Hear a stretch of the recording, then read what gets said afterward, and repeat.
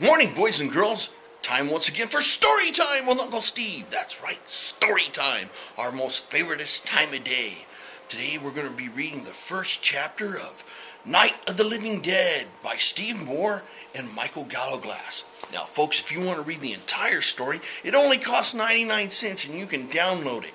You can find it on Amazon.com and look up Night of the Living Dead. That's K-N-I-G-H-T, Night, and it's by Steve Moore and Michael Gallowglass. All right, folks, here we go. The first chapter. Steve. No freaking clue. You got me, pal. That was the little voice in the back of my head that pipes up when things in my life get ugly. My clue is just as good as yours this time. I'm getting ahead of myself. This one time at Ren Fair, that's Renaissance Fair for those of you not in the know. If this term seems unfamiliar, don't worry, you'll catch on fast. I was in the town of Yuma, Arizona, just doing my show when a bunch of dead bodies came back to life. Okay, back to life may not be the right term. Unlife? Whatever, they were moving around and we were on the menu. Background. My name is Steve and I am a magician.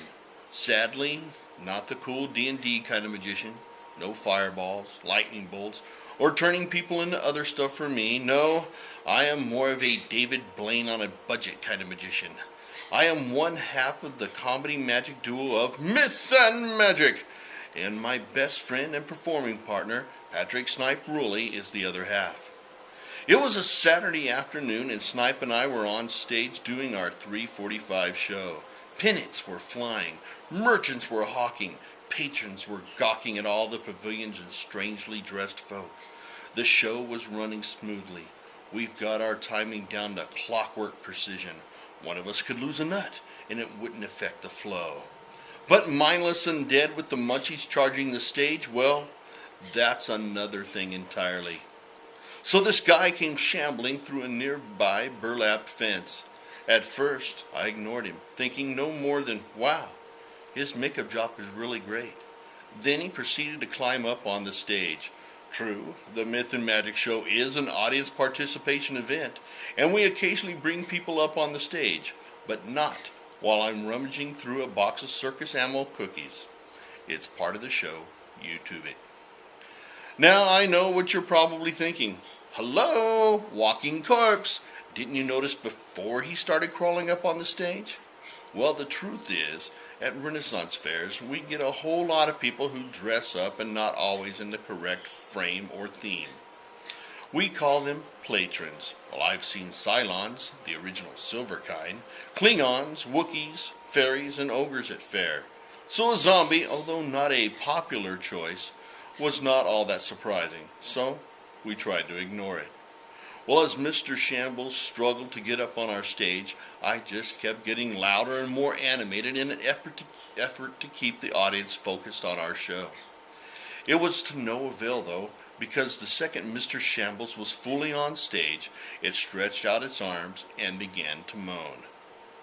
Now, I've been a performer for close to 3 decades now, and when I heard the sound that came through from his throat, a sound that was all at once wet, loud and guttural, and had the power to make my testicles crawl up into my body and hide, my first thought was, that is so cool. I have to learn how to do that. I told you I was a performer. Then I caught the smell. My curiosity and wonder faded. The too sweet sour smell of rotten flesh coupled with the stale blood caused my stomach to churn. And considering some of the strange alcoholic beverages I've consumed at fair, that was quite a feat. Then Mr. Shambles made a grab for me. Time stood still. In a second that seemed to last like hours, I noticed other details. The dirt on him smelled like freshly dug earth. His eyeballs weren't wet. He didn't blink. Oh, and what I thought were plastic worms were actually maggots crawling in and out of his left ear.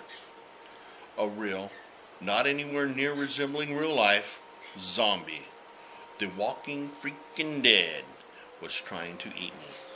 At that point, I did what any other future savior of mankind would do. I pissed my pants. And that's just a small part of the first chapter of Night of the Living Dead. I hope you'll give it a look-see. I think you'll find it funny, adventurous, and scary at some points. Maybe even bring a tear to your eye. Remember, you can get it at Amazon.com. That's Night of the Living Dead, K-N-I-G-H-T, by Steve Moore and Michael Gilglass. Remember, it only costs 99 cents, and if you don't have a Kindle, all you have to do is download the free app for any of your electrical devices. Thank you very much, and I hope you'll give it a shot.